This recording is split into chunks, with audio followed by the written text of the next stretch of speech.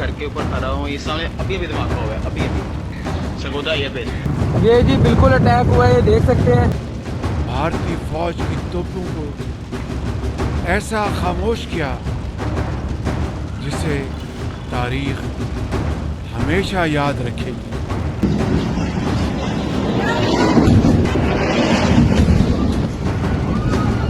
भाईजान नूर खान बेस में आके गिरा है। भारत पाकिस्तान के बीच तनाव की स्थिति के बीच भले ही सीज फायर हो चुका हो, लेकिन पाकिस्तान अपनी हरकतों से बाज नहीं आया और उसने एलओसी पर इसे तोड़ ही दिया। शनिवार को कई घंटों के नाटकीय घटनाक्रम के बाद इसकी घोषणा की गई। उसके बाद पाकिस्तान के प्रधानमंत्री शहबाज शरीफ ने अपने देश की आवाम को संबोधित किया और झूठ के पुलिंदे को एक बार फिर से पेश किया। उन्होंने भारत पर युद्ध भड़काने का आरोप लगाया है। प्रधानमंत्री शहबाज शरीफ ने भारत के साथ ही हुए युद्ध विराम को सुनिश्चित करने और उनकी भूमिका के लिए अमेरिकी राष्ट्रपति डोनाल्ड ट्रंप से लेकर चीन, सऊदी अरब, तुर्की, ब्रिटेन, यूएन देशों को धन्यवाद दिया। युद्ध के डर से भारत को सीज फायर के लिए फ़ोन लगाने वाले पाकिस्तान ने इसे अपनी जीत करार दे दी। शहबाज शरीफ ने कहा कि यह हमारे सिद्धांतों और सम्मान की जीत है। हमने दुश्मन के खिलाफ वही किया जो एक सम्माननीय राष्ट्र के लिए उचित है।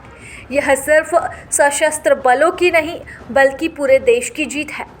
शहबाज ने यहाँ तक कि फर्जी दावा तक कर दिया और कहा कि भारत के राफेल लड़ाकू विमानों को पाकिस्तानी वायुसेना ने निशाना बनाया और विफल कर दिया। तो वहीं शहबाज शरीफ ने झूठा दावा करते हुए कहा कि अपने अहंकार में भारत ने व्यर्थ में हमारी क्षेत्रीय अखंडता और संप्रभुता को चुनौती देने की कोशिश की।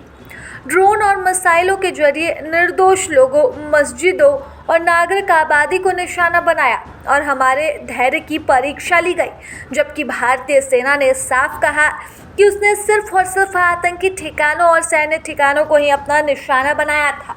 ये बयान तब सामने आया जब पाकिस्तान ने 3 घंटे के भीतर ही सीज फायर के समझौते को तोड़ते हुए भारत के ऊपर कई ड्रोन हमले किए। हालांकि इन ड्रोन हमलों को विफल करने में भारतीय सेना पूरी तरह से मुकम्मल साबित हुई और तमाम ड्रोन हमलों को यहाँ पर निष्क्रिय कर दिया गया। बावजूद इसके पाकिस्तान ने जिस तरह से सीज फायर का उल्लंघन किया है, ये बाकायदा सवाल इस पर ज़रूर उठाए जा रहे हैं। आपको बता दें कि सीज फायर की स्थिति उस समय सामने आई जब पाकिस्तान खुद ही आगे झुकते हुए भारत के विदेश मंत्री को फ़ोन लगाता है और फिर सीज फायर की बात करता है। इन तमाम चीज़ों की जानकारी डोनाल्ड ट्रंप ने सबसे पहले ट्वीट कर दी और ऐसा दिखाया कि जैसे उनके ही बीच बचाव के कारण सीज फायर पर समझौता बना है।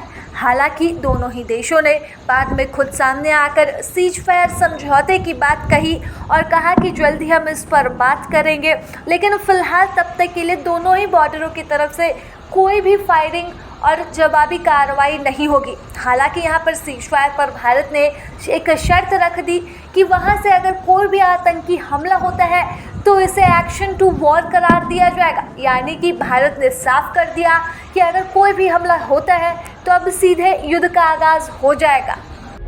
प्रभातखबर.com, विश्वास वही।